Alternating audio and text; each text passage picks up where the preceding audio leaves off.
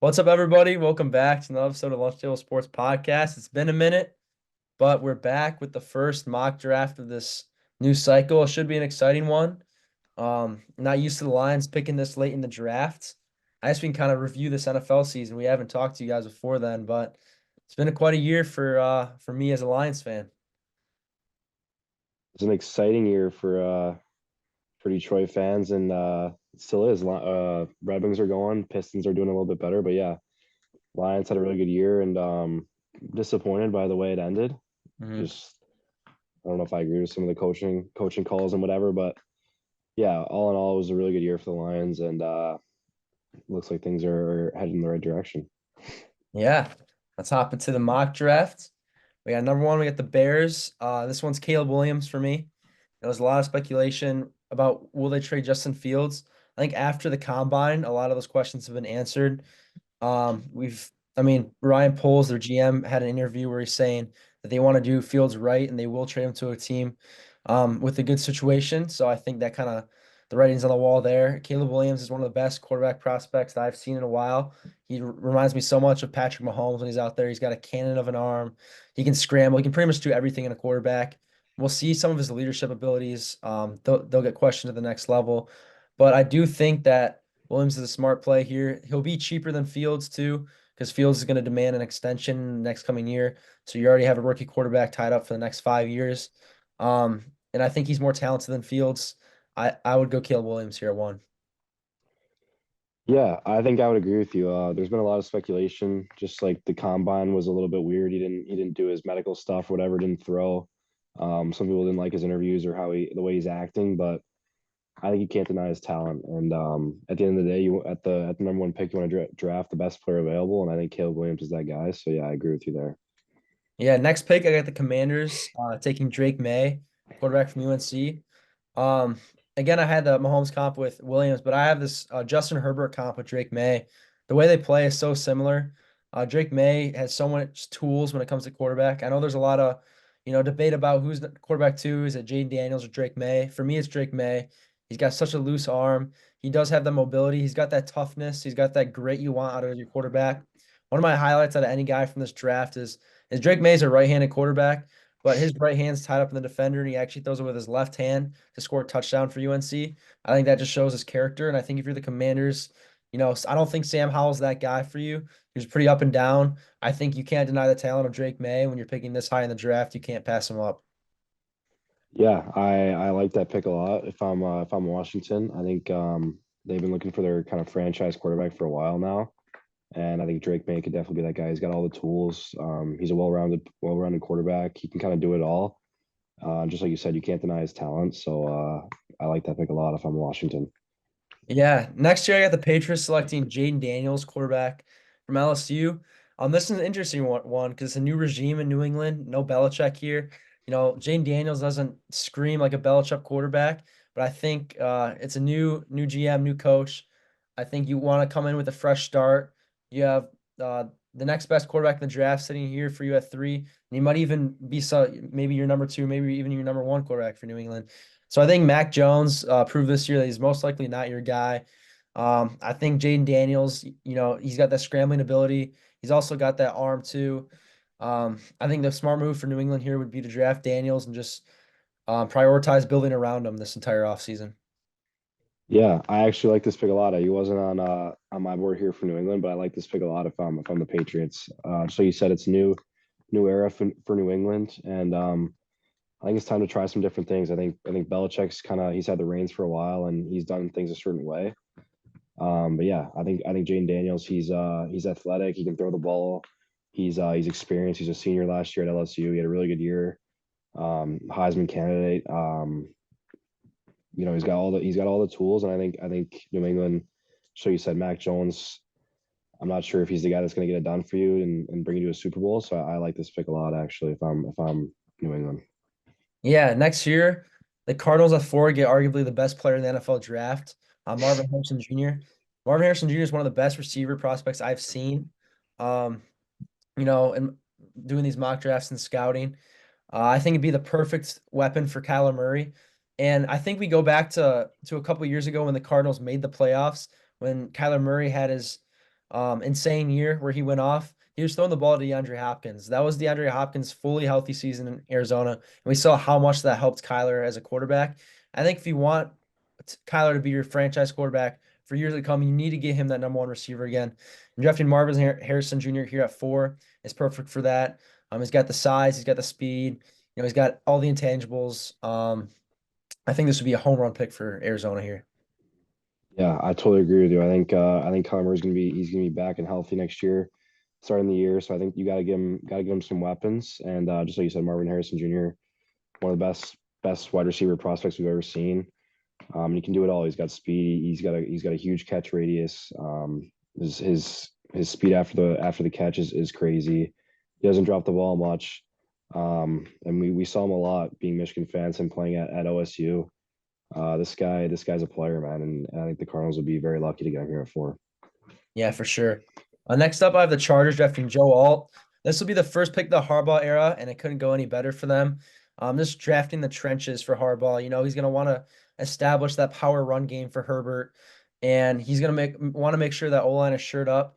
They need to make sure that right tackle is shirt up. And I know Joe Alt played left tackle in college, but he's just too good to pass up here at 5. We saw all these left tackles were insane in college, switched to right tackle. For example, Penei Sewell made that jump when he got drafted for the Lions, and we see how good he is in the NFL. Joe Walt's, a 6'8" offensive tackle who tested off the charts at the combine. But before the combine, it was up in the air who was tackle one.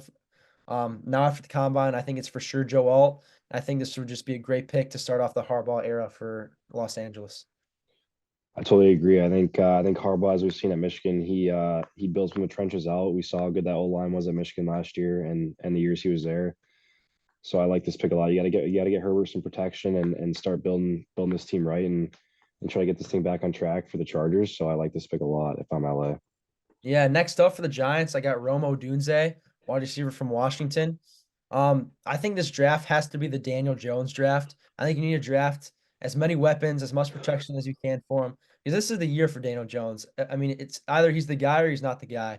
So I think with all the top three, main quarterback prospects off the board, I think the Giants should go Odunze here. He's my number 2 receiver. It's up in the air between Odunze and Neighbors, who's the number 2 receiver. For me, it's Odunze. He's a 6'3" receiver and a 4.4 40. He's just relentless in his route running. He's a guy who's never going to give up.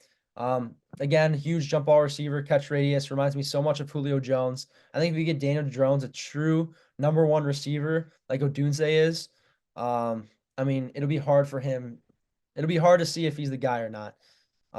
So you need to give him a weapon, you know, really evaluate Daniel Jones this year. I think he deserves one more year. So we'll see if he's the guy this year. I totally agree. Odunze, he played at Washington. He's a senior. He's a winner. He can kind of do it all too. He can play slot. He can play outside. He's strong. He just like you said, he's relentless. He's a dog out there when he gets the ball. And he makes plays. And Daniel Jones needs guys that are going to make plays for him and guys that he can get the ball to and trust.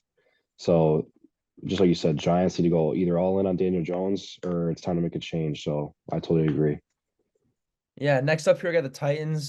This is another offensive tackle, Talisi Fuaga from Oregon State. Fuaga's a little bit of an under the radar guy coming into the draft cycle, but since the Senior Bowl and the Combine, he's just flown up draft boards.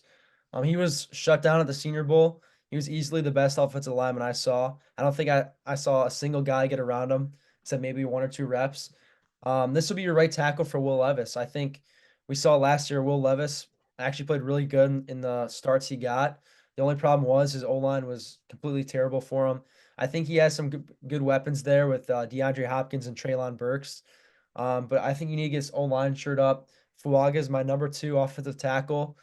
And I think just getting that shutdown right tackle, or maybe even you switch him to left, but he's most likely right tackle in the NFL. Um, will play dividends for Will Levis next year. Yeah, I like this a lot if I'm the Titans. This guy's an animal. He's dominant in the run game. He's very versatile on the line. He can slide inside and play guard as well. And just like you said, he's pulling up draft boards lately, and that just shows you his character and his work ethic. I think the Titans are that brand of football team, and they have a lot of guys who have that rep. And Will Levis is a dog as well, and he needs guys that are gonna they're gonna play the same way as him on his O line. Yeah, next up for the Falcons, I got Dallas Turner, edge rusher from Alabama. I think if they're Falcons, you definitely need that quarterback. You definitely need more weapons than at receiver specifically. But I think it's so up in the air what the Falcons want to do at quarterback.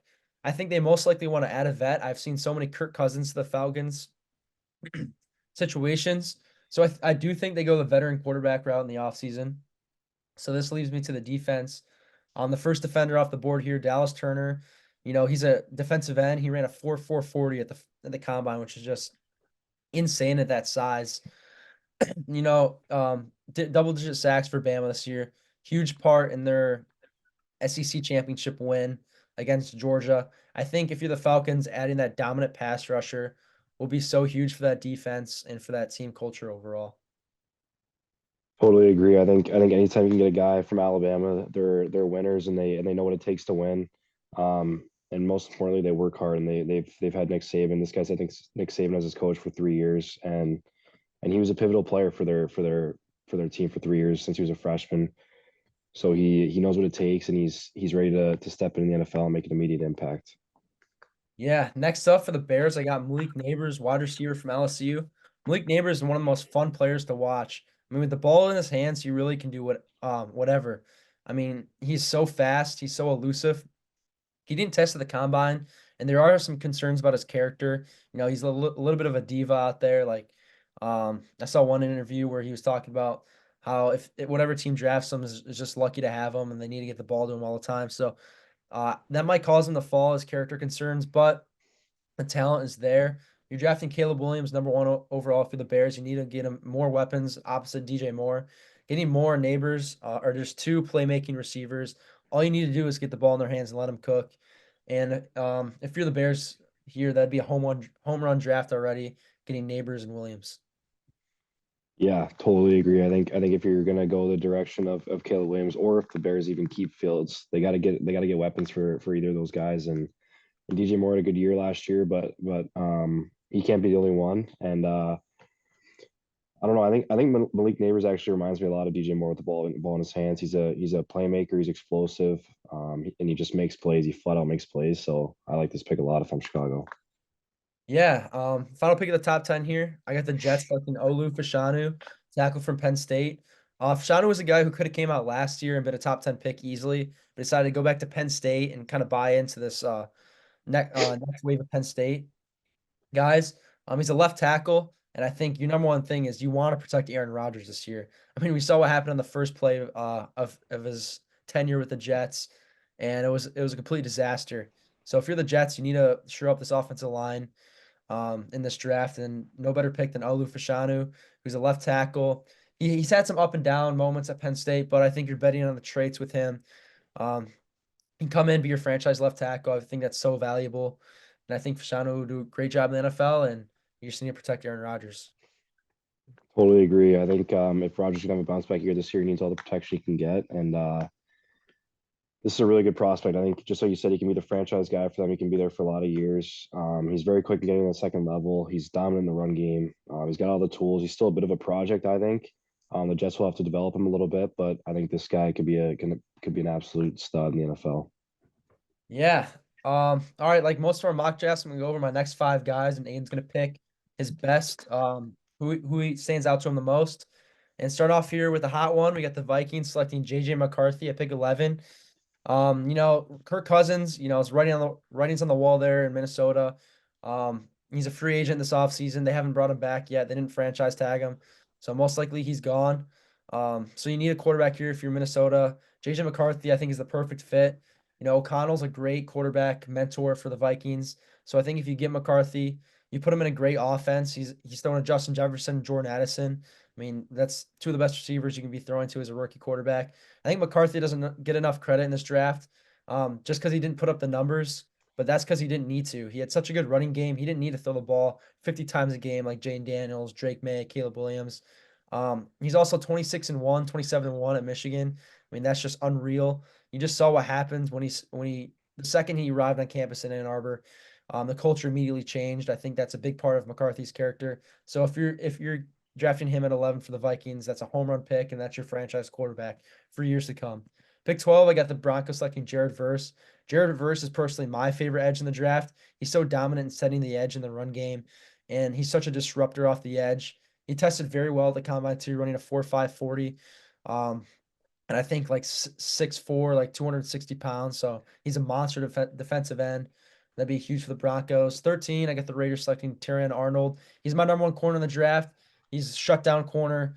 Um, he had so many picks this year, so many pass deflections. He really stepped up this year when they needed him to. So I think adding him for Antonio Pierce, who's a former cornerback and defensive coach, would be a great pick for the Raiders.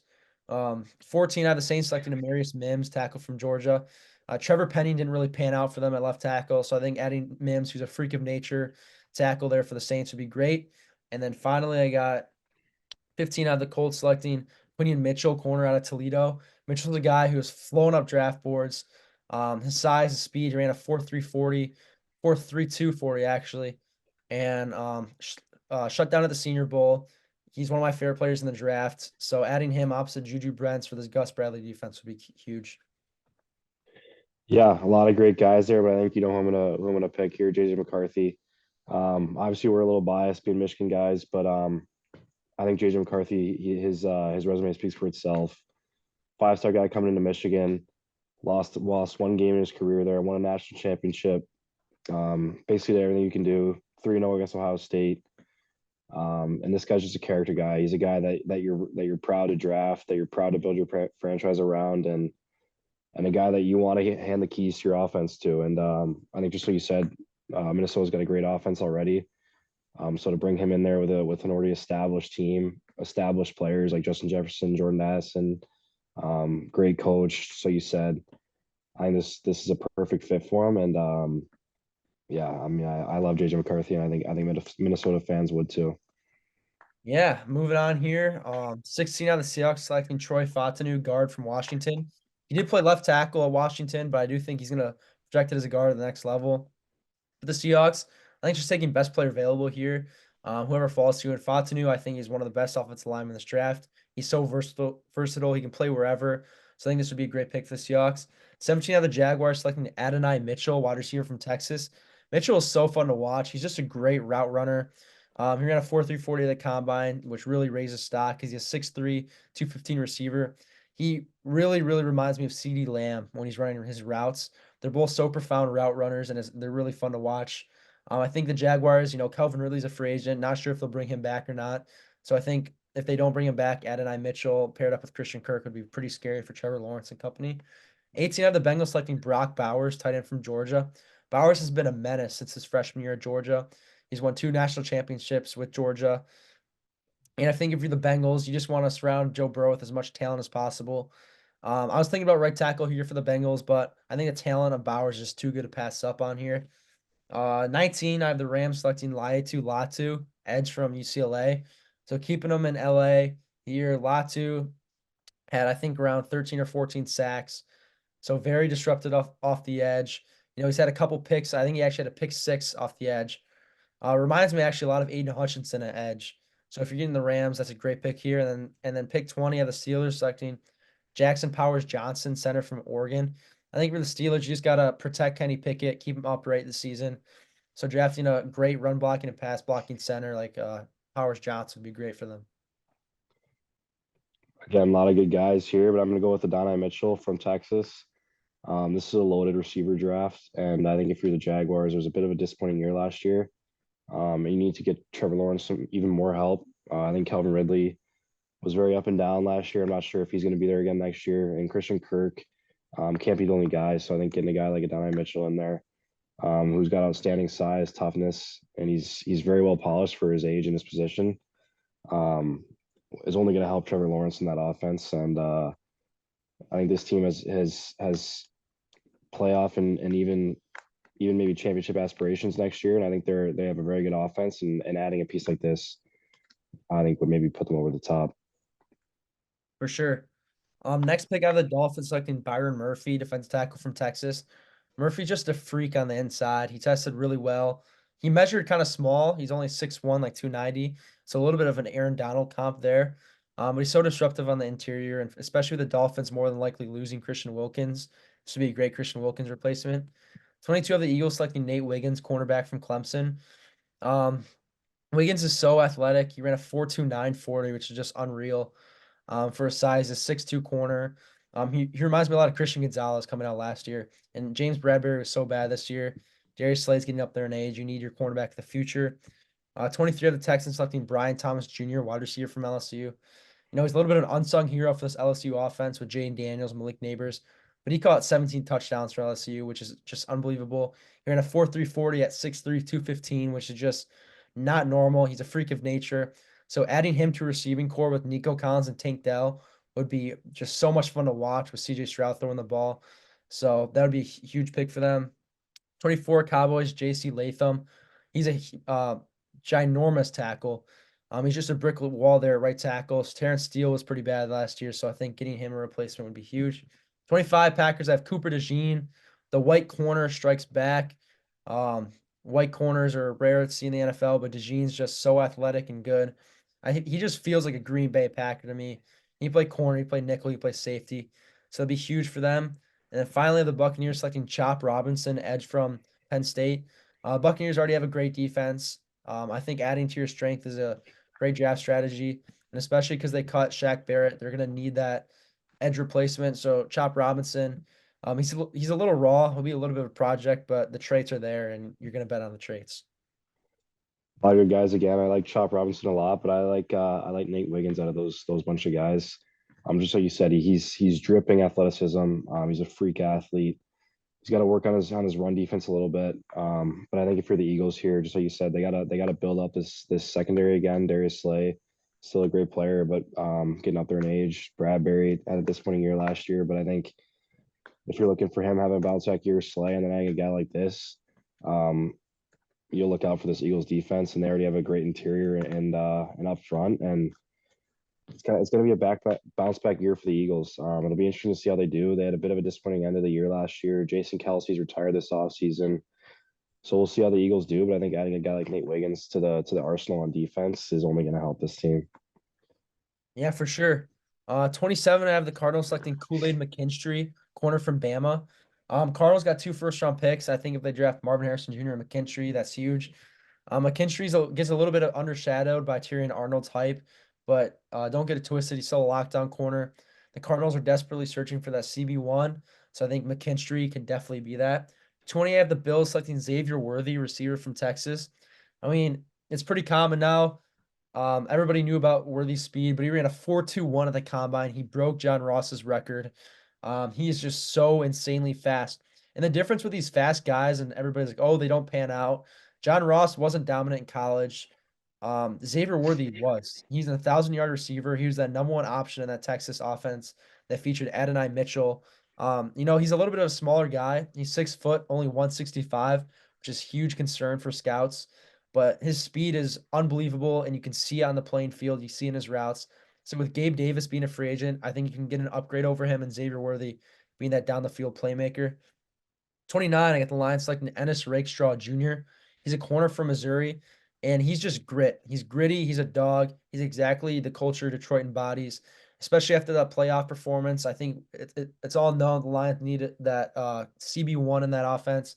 I think Rakestraw, he can be that. He's big. He's physical in the run, which is what they want. So I think he's a great scheme fit here. 30 of the Ravens selecting John Newton, a defense tackle from Illinois. Ravens just go best player available. He's the best player available for me. He's disruptive, so it'd be a great pick for the Ravens.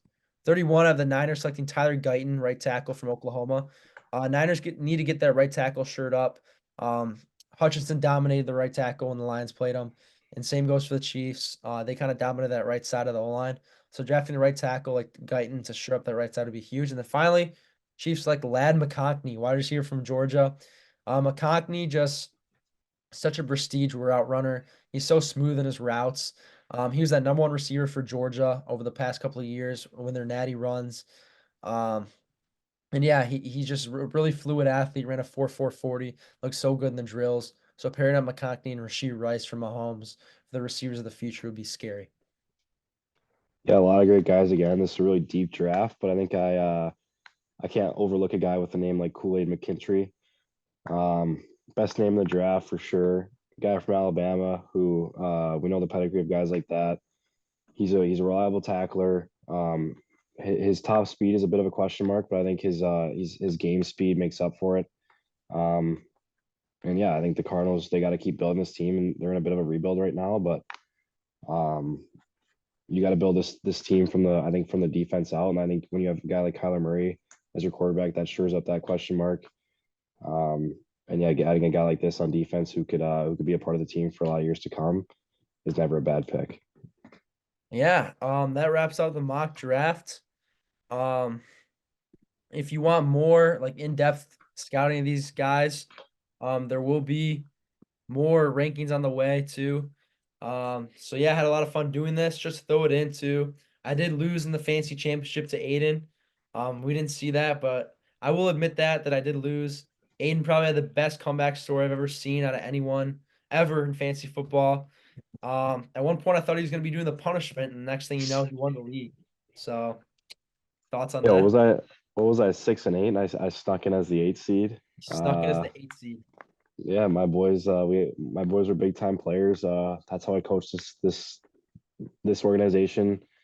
We're big time players, and we show up for big games. And yeah, I got nothing else to say about that. Yeah, worst mistake I made was trading CJ Stroud away and getting Mahomes in return. Another receiver. I was banking on Mahomes kind of coming back the second half of the year, and he just didn't. He wasn't that guy. Um, so yeah, Justin Jefferson was good for me down the stretch. It was just Aiden's talent of Jerome Ford, DJ Moore, Lamar. They just all went off for him. They pulled it out for him. It was a miracle unlike anything I've ever seen. On par with Loyola Chicago March Madness runs, St. Peter's. I mean, it truly was fun to watch. Not fun to lose against, but fun to watch. But yeah, great season. Yeah, great season. And yeah, just keep that in mind, listeners, for when we come up with this fantasy invite advice. Just remember who won the league last year. So I'll see you guys in the next episode. Yep, we'll see you on the next one.